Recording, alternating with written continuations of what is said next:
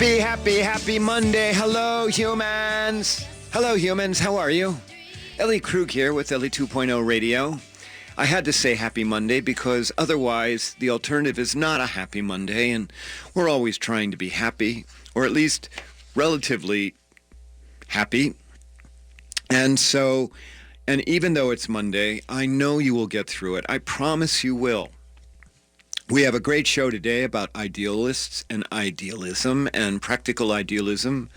And our theme today is operating under the radar. Idealists who are often invisible and you don't even know they're at work, but their work is incredibly important to other humans, sometimes to the world. And so that's idealist operating under the radar. I would say Ellie Krug, who you're listening to right now, probably is in that category. Even though I have a radio show and even though I go across the country speaking and training about how to be good to each other, I think I'm probably under the radar quite a bit. Oh yeah. So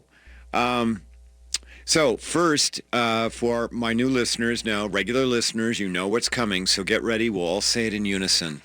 New listeners, hi, my name is Ellie Krug.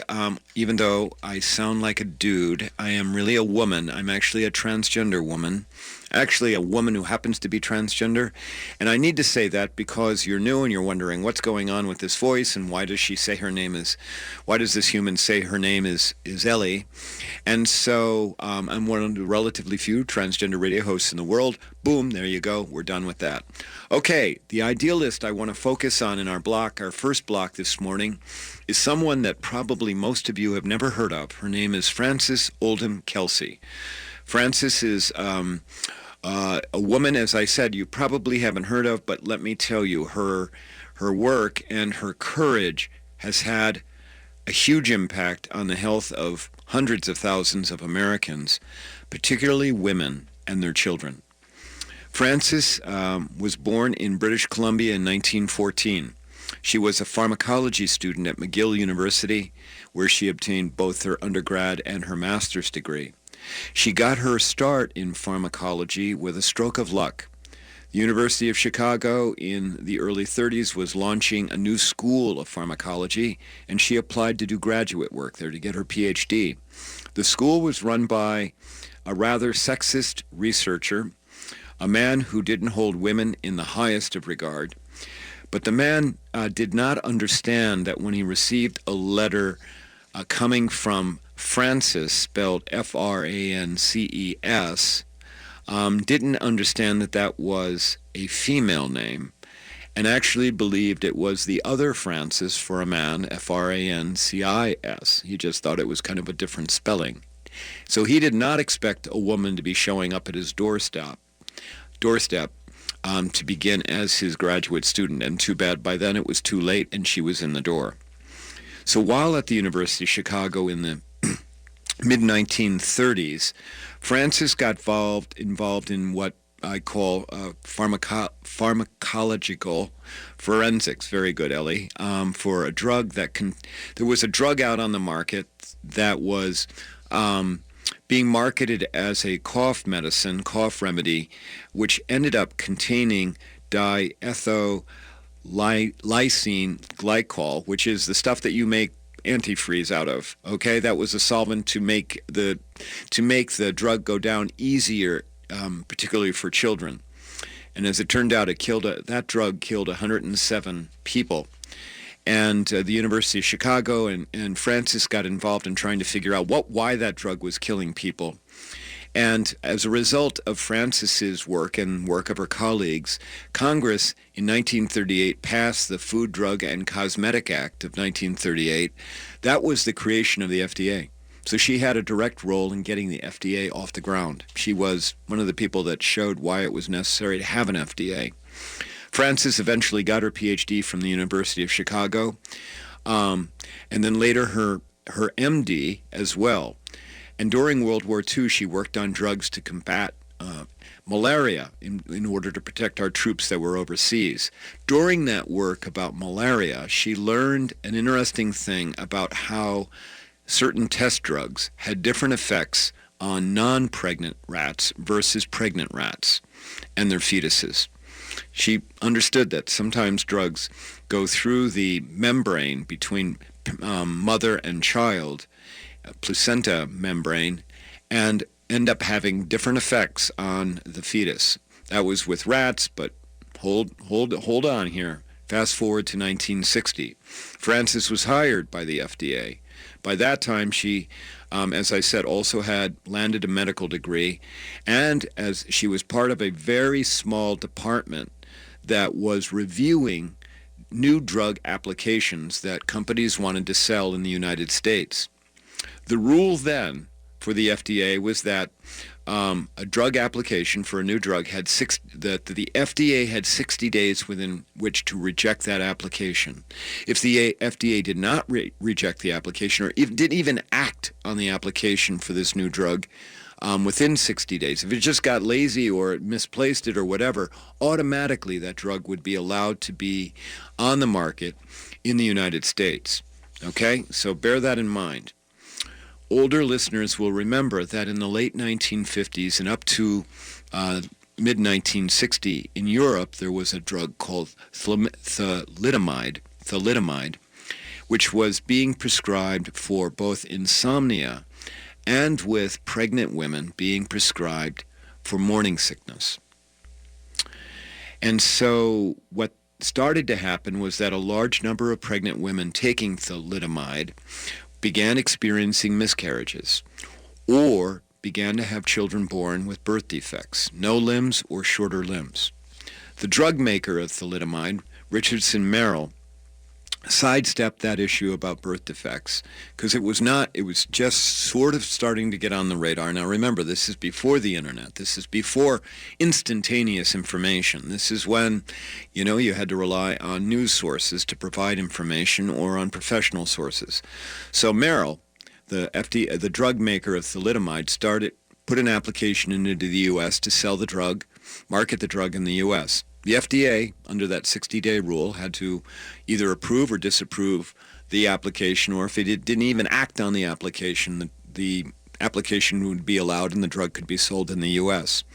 Frances thought that there was a problem with thalidomide, and she wrote to Merrill, the drug maker, and said she believed that the drug maker knew that the drug had some neurological toxicity effects and that it crossed the placenta barrier to fetuses, and that Merrill wasn't telling the FDA about that.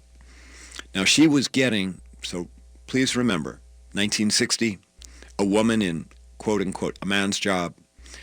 Not many women like Frances Oldham Kelsey in the government at that time, and she was getting pressure to approve this drug. Okay? A lot of pressure. But she resisted. She had guts, and she said no. And as she was resisting, by November of 1961, doctors in Germany and Australia, so the U.S. did not approve it, did not approve the sale of thalidomide in the United States. The FDA did not do that because of Frances and her team. And by 61, doctors in Germany and Australia were drawing the conclusion that even one pill, even one dosage of thalidomide could result in horrible birth defects or miscarriages for children. It's estimated that before thalidomide was taken off the market worldwide, 10,000 children were born with birth defects.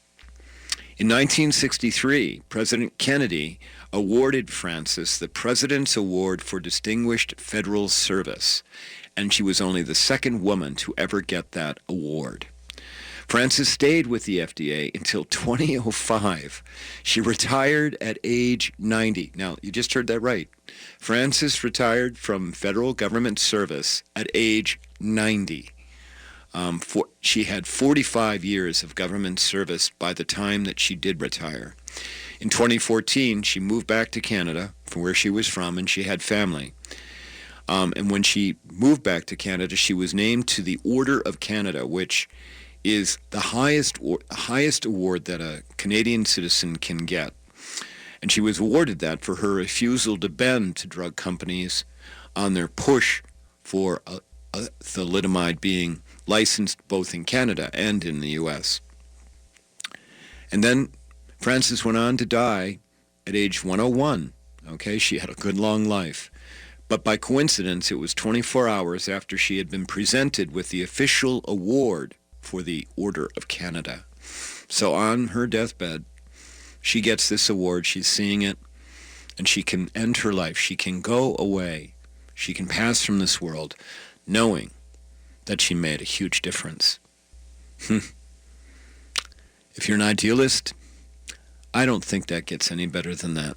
To know that you had an impact in this world and that people benefited from your courage, from your resiliency, from your willingness to take a stand and to say no to something. That's what us idealists do. And Francis, we are all better because you existed on this earth. So thank you for that, Francis. Thank you for very much of that, if you are listening from somewhere. So, listeners, that's what it is about being idealist. People are doing incredible things that no one ever hears of, but impact the lives of so many people just because they're doing it. Idealists. When we come back from our break, we're going to talk to a real live, current idealist, my friend Paul Floyd, about his work in Ukraine and here in the United States. It's quite an incredible story. You're listening to me, Ellie Krug, with Ellie 2.0 Radio, where we talk about practical idealism. Visit my website at elliekrug.com if you would like to check me out. Email me at elliejkrug@gmail.com. I love hearing from listeners. We'll be back in a minute. At Pride Institute, being LGBTQ+ is the norm, not the exception. Their highly trained and skilled staff understand your issues and will help you live a happy, healthy life as a proud LGBTQ+ person. They offer you hope to overcome your addiction and live the life you want. Their treatment programs are designed to assist you in developing the knowledge, skills, and attitudes for long-term recovery. Therapy groups include health education, LGBTQ issues, HIV and chronic illness, trauma, grief and loss, transgender support, nicotine recovery, education, and sexual health. Pride Institute offers a residential treatment program, a partial hospitalization program that includes day programming with lodging, and an intensive outpatient program. If you or someone in your life can benefit from guidance and coping skills, life balance, and other tools necessary for long-term recovery, check them out at pride-institute.com or call 800-547-7433 now. Hello, I'm Dave Hutch, DFL endorsed candidate for Hennepin County Sheriff. I've been a police officer for 15 years, and I'm running for sheriff because I believe our elected sheriff should have a vision of public safety that includes everyone, no matter where they're from or what they look like. I believe in transparency, responsiveness, and open communication. As sheriff, I will rethink how the sheriff's office interacts with ICE. I'll require crisis intervention and de-escalation training for all Hennepin County deputies. I will make it a priority to protect everyone of Hennepin County, including our immigrant communities and our Native community. I will provide mentally ill individuals with treatment and services needed to stay out of jail. I will never send Hennepin County deputies to break up protests at places like Standing Rock. And I will never stop working to improve the relationships between the police and the communities we serve. Let's start working together for a safe and healthy Hennepin County. I'm Dave Hutch, and I'm asking for your vote for Hennepin County Sheriff. Paid and prepared by Hutch for Sheriff Volunteer Committee. Brending Electrolysis on Grand Avenue in St. Paul has been a leader in permanent hair removal for people of all skin types and backgrounds for over 30 years, celebrating diversity and priding themselves on finding the right treatment plan for each client's individual needs, regardless of race or gender. Services include electrolysis, body waxing, facials, microneedling, and permanent makeup. Book your 60-minute complimentary consultation, including a 15-minute treatment today for beautiful, lasting results. Visit brendingelectrolysis.com. Hello, humans. It's Ellie Krug with Ellie 2.0 Radio on Mondays from 7 to 8 a.m. Many know that I have a diversity and inclusion company, Human Inspiration Works LLC. I want to share about a speaking event I'll be hosting on Monday, November 5th, from 6:30 to 8:30 p.m. at Open Book in Minneapolis. I'll be giving my gray area thinking talk on how to be welcoming to humans. I'd love for you to join me. Go to elliekrug.com and look for the Human is Human public events page for more. Please come and please tell others. See you then.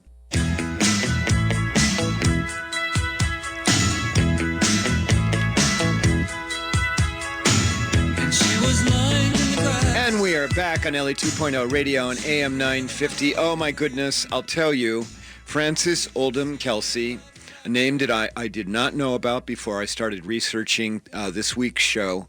But you know what? It's the people, the idealists that we don't hear about that very often make all the difference in the world. And that brings me to the big interview. I have Paul Floyd here. He's a Minneapolis attorney with the Wallen, Friedman, and Floyd law firm. Paul, welcome. Thank you. Thank you. So, Paul, when I think about idealists operating under the radar, which is the theme for our show this week, you absolutely came to mind, and I've wanted to have you on the show actually for some time. So I'm really thrilled that you're here. Well, thank you. You're welcome. So, listeners, Paul is an attorney in Minneapolis who does corporate law. In fact, he helped organize my company, Human Inspiration Works. But he's also my friend, and I want to start out by telling a very, very quick story about how I first met Paul. So, back in 2011, I interviewed to be the executive director for a brand new nonprofit named Call for Justice. I walked into an interview room where I was seated at the end of a long table with about a dozen other people in the room. All of those people, they were mainly all lawyers, and they were all white people, and I was being hired to head a legal nonprofit that was going to serve people of color and people from marginalized communities.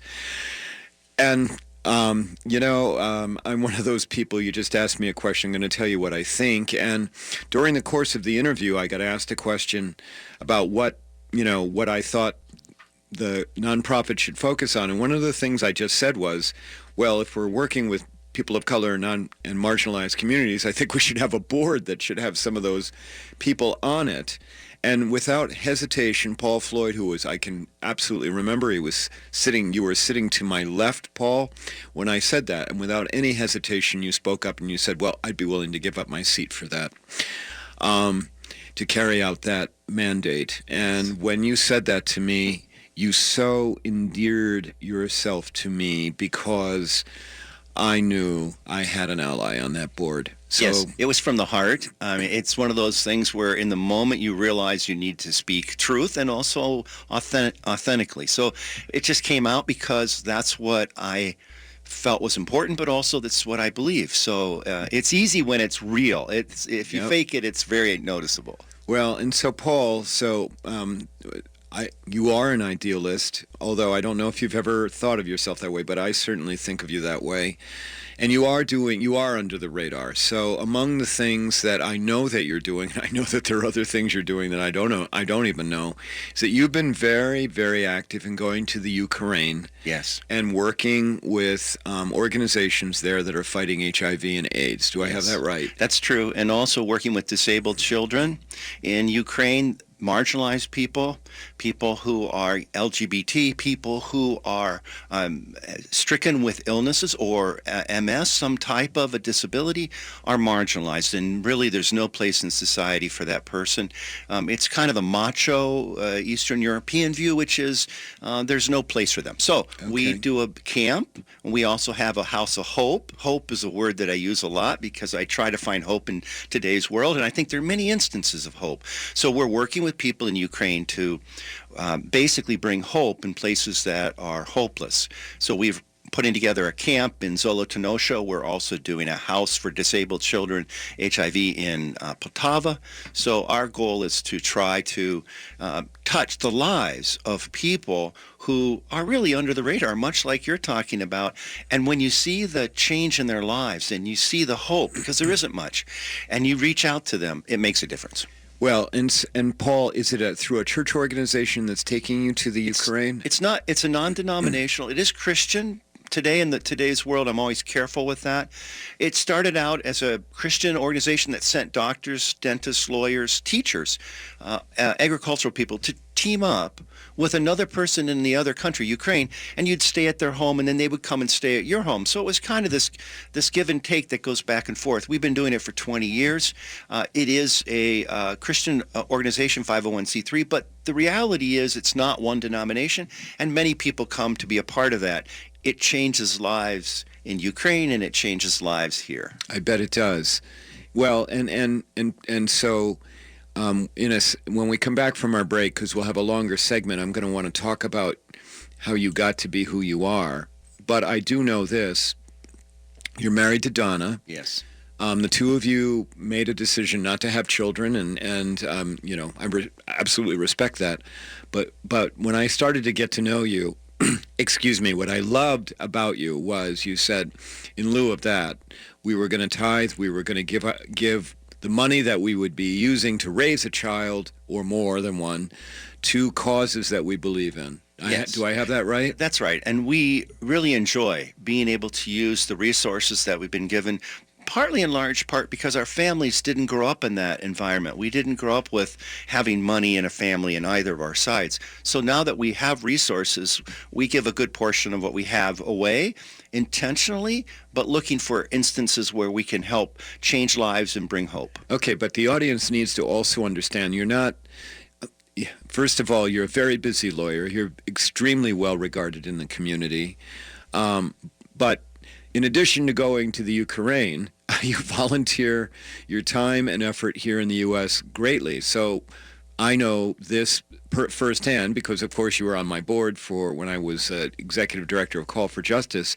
But you've been the president of the Hennepin County Bar Association. You've held other offices in the Hennepin County Bar Association now, or you're involved with the Minnesota State Bar Association. Yes. You're on your way. Are you on your way to be the president of the Minnesota State Bar Association? I doubt, but I'm actively involved. Okay, yes. all right.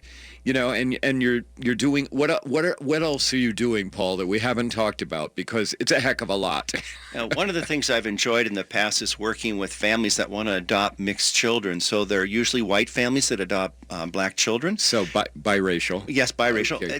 It's exciting because there's a place for that, and I believe in my own life, the more people have relationships with another person, it takes down barriers, it eliminates their kind of bias or prejudice, and all of a sudden they're people, human to human, people to people, who are finally talking, and they changes your view about things. So working on these various nonprofits I'm on, I get to see people's lives change because they're personally now vested in something that before they were narrow, and now they're able to say, well, of course that person's like me, instead of different. So when I have my signature training, Gray Area Thinking.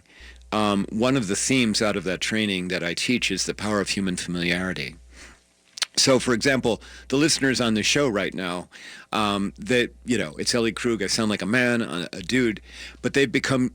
Hopefully, I'm speaking for you listeners, you've become used to the fact that this is, oh, hey, that's Ellie, and it doesn't hopefully diminish what my message is. You've just become familiar with me, and I agree with you. The pathway, I believe, through all the crap that our country is experiencing is through relationship building, without any question. And that's true across many different groups and many different peoples, yeah. Okay. Well, Paul, when we come back, I want to get into how you became the idealist that you are, because it is quite a story. Listeners, you've been listening to me, Ellie Krug, and interviewing attorney Paul Floyd from Minneapolis, one of our under-the-radar idealists, many of them here in our area. If you like what you hear, visit my website at elliekrug.com. Email me, because I love hearing from you, at elliejkrug@gmail.com. And when we come back, we'll talk more with Paul Floyd, excuse me, Paul. And thank you. Bye. Hello, humans. It's Ellie Krug with Ellie 2.0 Radio on Mondays from 7 to 8 a.m. Many know that I have a diversity and inclusion company, Human Inspiration Works, LLC. I want to share about a speaking event I'll be hosting on Monday, November 5th from 6:30 to 8:30 p.m. at the Loft Literary Center in Minneapolis. I'll be giving my Gray Area Thinking talk on how to be welcoming to others. I'd love for you to join me. Go to elliekrug.com and look at the Human is Human public events page for more. Please come and please tell others. See you then. I'm John Peterson of Ferndale Market, and I'm the third generation to grow turkeys on our family farm in Cannon Falls. We've grown them the same way since 1939, free range and without antibiotics. We're proud of the way our turkey tastes naturally, so we don't add a thing, just 100% pure turkey. Reserve your free-range Thanksgiving turkey today for pickup at our store right on the farm in scenic Cannon Falls or at one of our Metro retail partners. Visit us at ferndalemarket.com for more information or to reserve your turkey today. At Pride Institute, being LGBTQ+ is the norm, not the exception. Their highly trained and skilled staff understand your issues and will help you live a happy, healthy life as a proud LGBTQ plus person. They offer you hope to overcome your addiction and live the life you want. Their treatment programs are designed to assist you in developing the knowledge, skills, and attitudes for long-term recovery. Therapy groups include health education, LGBTQ issues, HIV and chronic illness, trauma, grief and loss, transgender support, nicotine recovery, education, and sexual health. Pride Institute offers a residential treatment program, a partial hospitalization program that includes day programming with lodging, and an intensive outpatient program. If you or someone in your life can benefit from guidance and coping skills, life balance, and other tools necessary for long-term recovery, check them out at pride-institute.com or call 800-547-7433 now. AM 950 listeners, we have a home cleaning company with an offer just for you. They're Blue Sky Services. Blue Sky Services will wash your windows, siding, gutters, clean those black streaks off your roof, and much more. Window washing starts at $100. Siding cleaning starts at $199. Call Blue Sky Services at 651-447-4484 to ask for the AM 950 special. If you hear this, you have an exclusive house cleaning offer for AM 950 listeners. Call Blue Sky Services at 651-447-4484. That's 651-447-4484. Brending Electrolysis on Grand Avenue in St. Paul has been a leader in permanent hair removal for people of all skin types and backgrounds for over 30 years, celebrating diversity and priding themselves on finding the right treatment plan for each client's individual needs, regardless of race or gender. Services include electrolysis, body waxing, facials, microneedling, and permanent makeup. Book your 60-minute complimentary consultation, including a 15-minute treatment today for beautiful, lasting results. Visit brendingelectrolysis.com. With your AM 950 weather, this is Eric Nelson. Today will be mostly cloudy with a high near 54 and a low around 35. Monday, partly sunny with a high near 59 and a low around 43. And Tuesday, mostly sunny with a high near 53 and a low around 35. Big Bear Lodge invites you to enjoy the Boundary Waters without packing a tent. The lodge has a lakeside sauna, offers breakfast, homemade artisan pizzas, bison burgers, plus delicious beer and wine. Come find your smile at Big Bear Lodge. Check them out at bigbearlodgemn.com.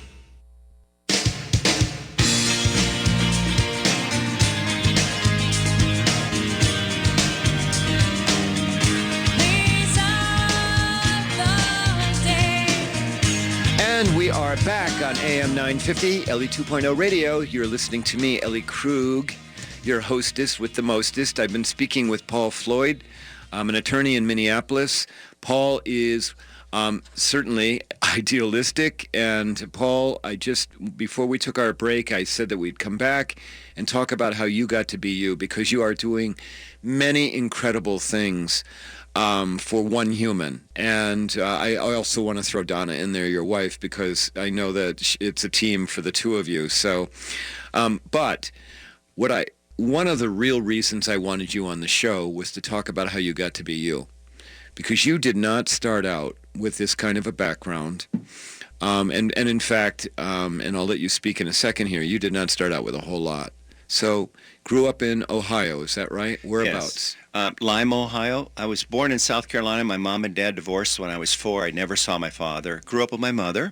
I have an older brother and a twin sister. My mother didn't have much income. We were at the poverty level. She worked. Let me interrupt you. You're growing up in the 70s? This was the 70s. Okay. And my mother made about $3,000 a year. We never went on AFDC. That was important for her, Aid for Dependent Children, because she thought that we're poor as people. We didn't have a car, couldn't own a home. We always moved from house to house in a couple years. But my mother was very strong in trying to raise us as children to care about education and to care about our what we do in life. It should matter. We were not religious. We didn't grow up in a family where there was a lot of religion or that was a major part of our lives. Although my mother prayed, it never really was part of our lives. When I was 17, I went to a youth group at a church that was nearby, an American Baptist liberal church, and they had a retreat at Ohio State, and I thought I could go and meet with the girls, and this will be fun. Okay. So I went to Columbus, and I heard a speaker, Tony Campolo. Dr. Campolo was a professor at University of Philadelphia, Pennsylvania, also a teacher at Eastern College, and he was a sociologist, PhD.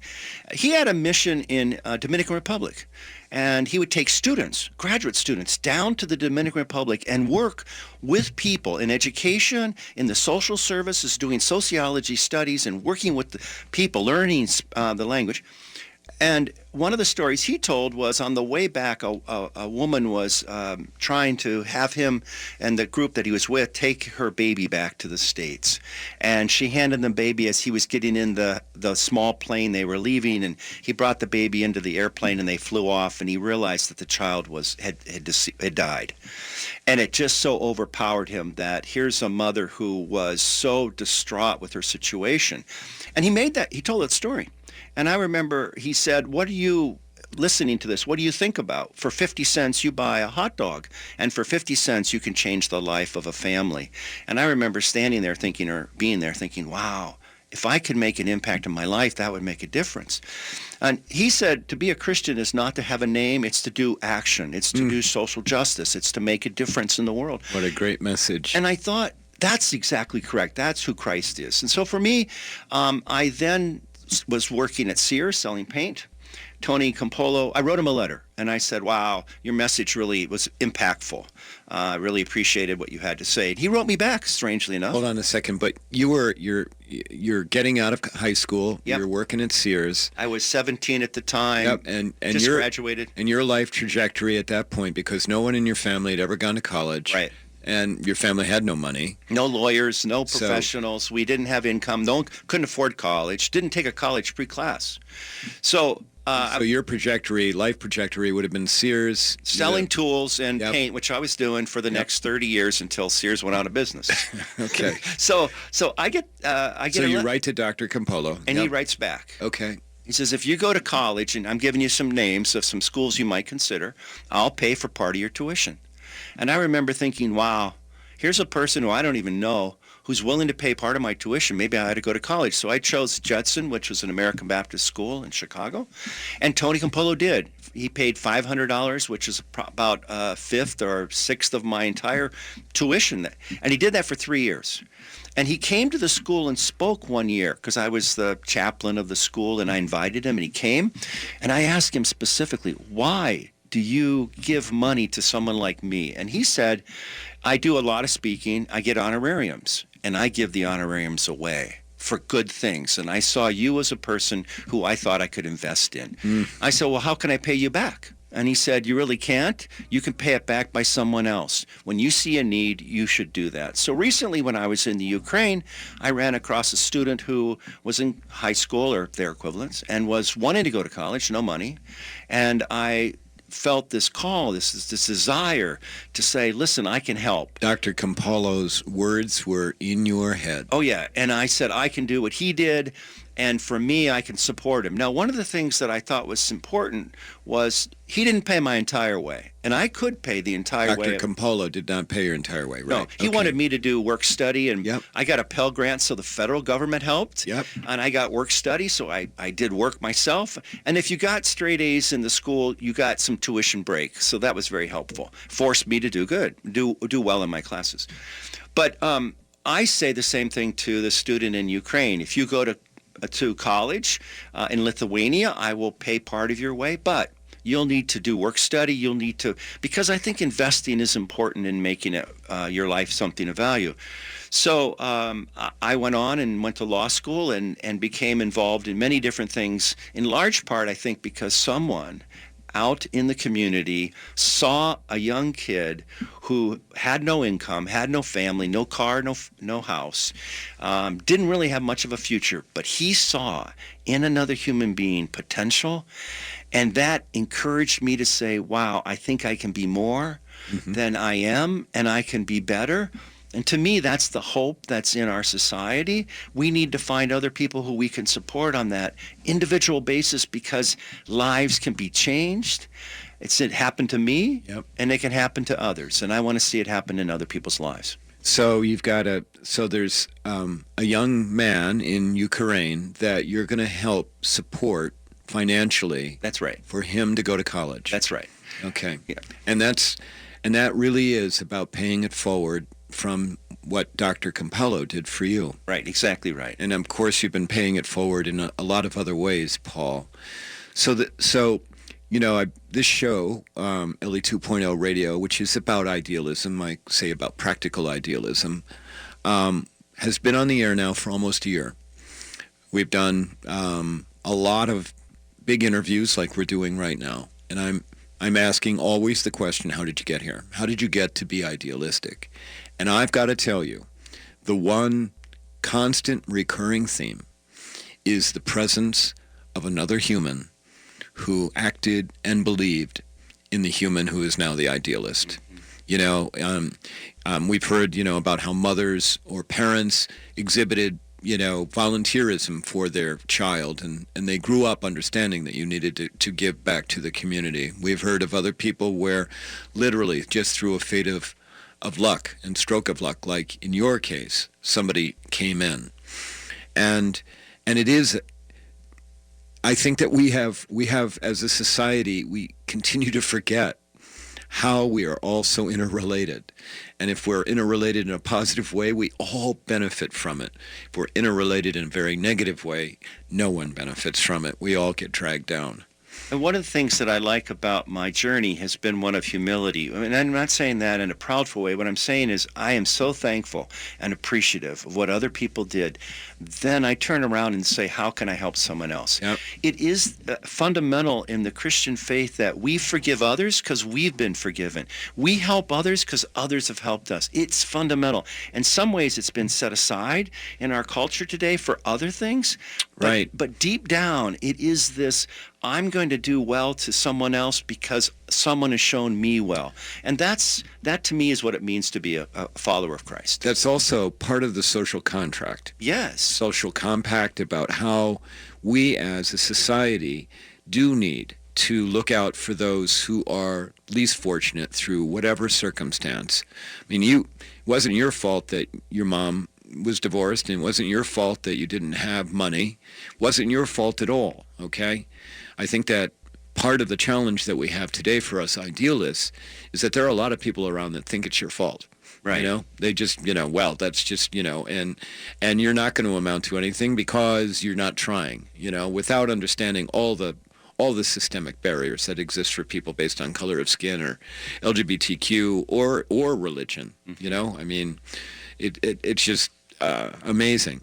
So, Paul, for those who are listening right now, okay, because I have this theory that almost everybody listening to this show is an idealist. They have the potential to be an idealist. What would you say to them? What would you say to somebody who's on the fence? How can they do something different for another human? I think in the moment as you live your lives, you look for opportunities to be present and say, what can I do to help another person? And that can be saying something gracious. When you get your foot stepped on the bus, instead of being grumpy, you respond because you know everyone has a bad day. You give the other person the benefit of the doubt. You come into the situation knowing that, as we would say as Christians, but for the grace of God, there go I, meaning I could very well be in their shoes, and I need to help them not be in their shoes much longer. So it's this kind of personal, heartfelt attitude that says, we're in this together, and what can I do to make life a little bit easier for all of us?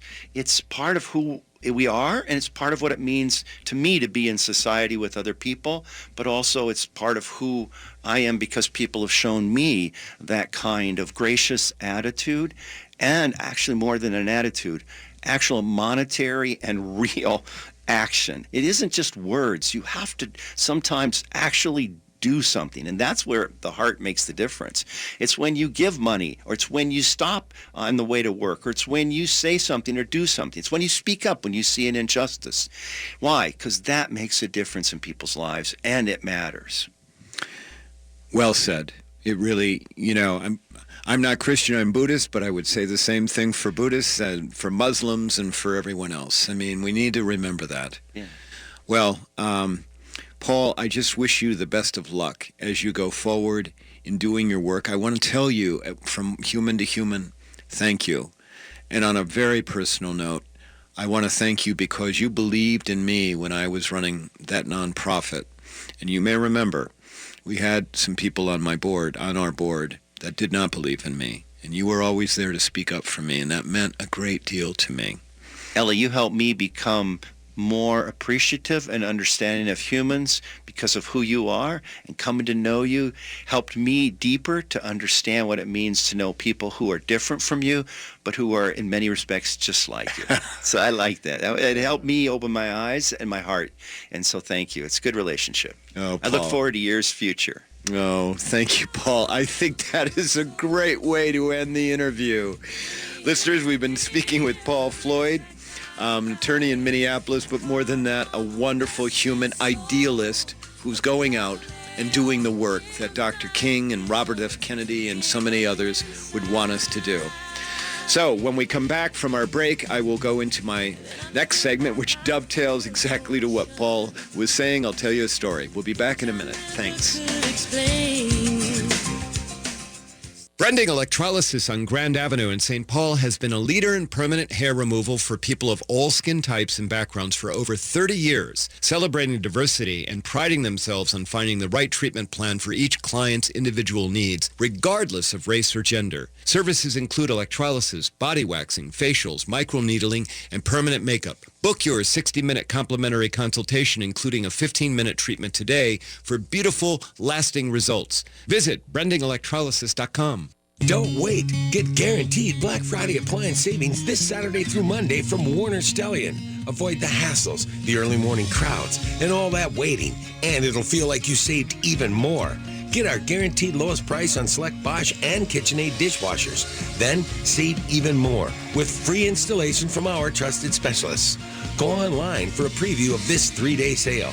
Don't wait. Get Black Friday appliance savings Saturday through Monday at Warner Stellian.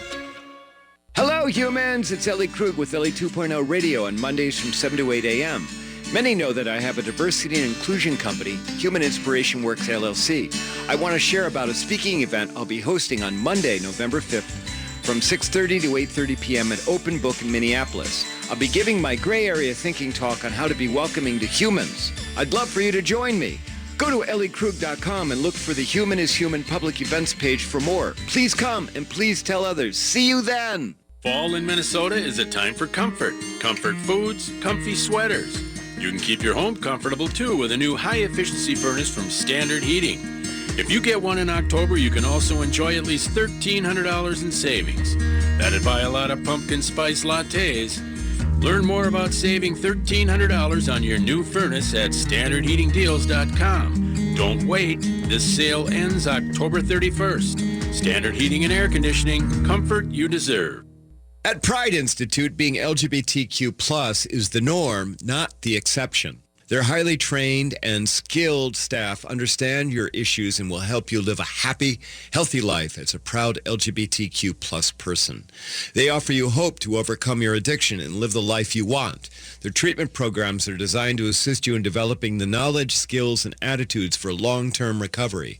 Therapy groups include health education, LGBTQ issues, HIV and chronic illness, trauma, grief and loss, transgender support, nicotine recovery, education, and sexual health.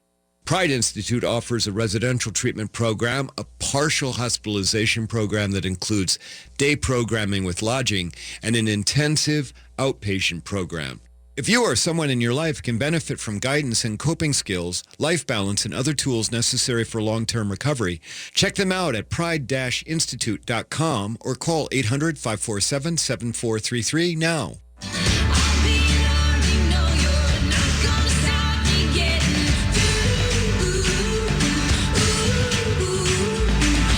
Oh, and we are back on AM 950 with Ellie 2.0 Radio. Paul Floyd. Oh, my goodness, Paul.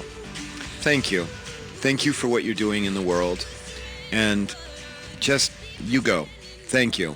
And it's quite a story about coming from nothing, being able to be lifted up by the help of someone, and then going on and paying it forward. So with this segment of the show, and it's kind of weird how it dovetails into what Paul was talking about, there's a quick story I want to tell you about something that happened to me yesterday.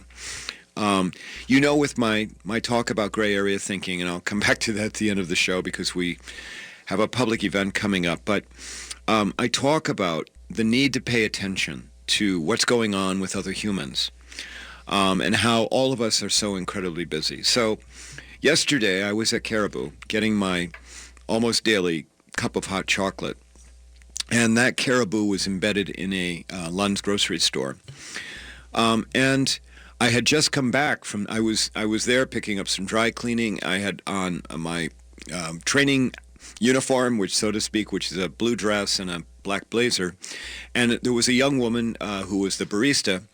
I'd guess about maybe 23, 22 years old, standard barista, just kind of really just friendly and nice. And she ended up saying something about my dress. She said, "Oh, I really like your dress." And I went on to say, "Well, thank you." And I said I got it at the loft, and it was really on sale. It was not a whole lot. It was $40. And the woman looked at me and she said, "Wow, $40 is a lot of money." She said, that would be a couple of packages of diapers for my baby." And I knew nothing to say in response to that. And I said, "Oh, okay, all right." And you know what? At that very moment, I realized all the privilege, even though I'm a transgender woman, all the privilege that I had in this world compared to this woman. And so, and I'm like, "Ellie, you got to pay attention to what just happened." So I get my hot chocolate, and I decided that I would do something. And please, I'm not telling you the story to make Ellie Krug look good, because actually I don't think I look all that great. And so I went into the Lund's part of the store, and I went and I got I purchased a gift card, for X amount of dollars. And then on the gift card envelope, I wrote a note that said, we're all struggling to survive the human condition. I care about you, Ellie. I didn't put my last name, and I put a heart. And then I went back to the Caribou, and I gave that to the woman. And I just said, "Here, I want you to have that." And I said, I struggled when my kids were younger too, and I just want you to have this. And I walked out of the store with my hot chocolate, my laundry, and got in my car. And as soon as I did that, I felt like crap, because I think it should have been X++ that I put on that gift card rather than just simply X. And I thought, yeah, X was fine, but really, if you're really going to make an impact, Ellie, it's got to be more than that. Now, I know that what was bouncing also in my head is that I did not want to embarrass this person. And so there was some of that going on. But you've heard me on the show talk before about thinking big. The need to think big, think bigger than what we do think. And I fell down on the job and I didn't do it. Yes, I did a good deed, but I didn't do as good a deed as I think I could have done. And why do I share that story with you? First of all, to let you know I'm human. And secondly, I do believe that when we are a society of storytellers and story listeners, that we learn from each other. I don't know about you, but I learned from Paul Floyd, who is here, talking about his life. For the most part, a story that I had heard before, that I knew before. But again, I learned from him just as I was sitting here. And we just need to so much more pay attention to what's going on in the world. And I know that word privilege gets kicked around a whole lot, and there are people probably sick of hearing that phrase and all of that. But the reality is that you cannot tell anything about anyone by how they appear. You just absolutely cannot do that. And because of that, I think that we need to always be aware that the assumptions that we make, or the laziness that we have because we're not willing to be curious about another human and ask questions in a respectful way, we end up with false assumptions, and we end up just being in our own head, not even thinking about other people. Now, you're getting this from Ellie Krug. I'm going around the world, the country, talking about the need to be good to other people. So I'm bearing my soul to you in that regard. And yes, we are all struggling to survive the human condition. I do not have the market cornered on surviving the human condition. But I am a dot connector. So to my credit, I do have that. I have the ability to come and talk to people and hopefully energize. Forget it. We don't need to talk anymore about me. Please listen to my story. Remember that barista or the person taking your order or the human behind the McDonald's counter. Please remember that just like you, they're trying to make their way through the world as well. They want the same things that you want, just like you do. They do. Some of them may not be able to, get there to articulate it for whatever reason or due to time, due to whatever barriers they've encountered. But we all want the same things. And sometimes an act of generosity, like Paul Floyd reminded me, I barely reminded here, but a small act of generosity sometimes can make all the difference for another human. Okay, now, next week is my very first public event for Gray Area Thinking. I'm going to be doing it at Open Book, the Loft Literary Center on Washington Avenue, on Monday the 5th from 6:30 to 8:30. I would love for you to come because there I am talking about how to be good to other humans, how to be welcoming to people who are different from us. I frankly believe America needs this training. I would love to have you come. I would love to have you learn what it is that I'm doing, maybe get energized by that work, and perhaps pay it forward in one way or another, just as Paul Floyd is doing.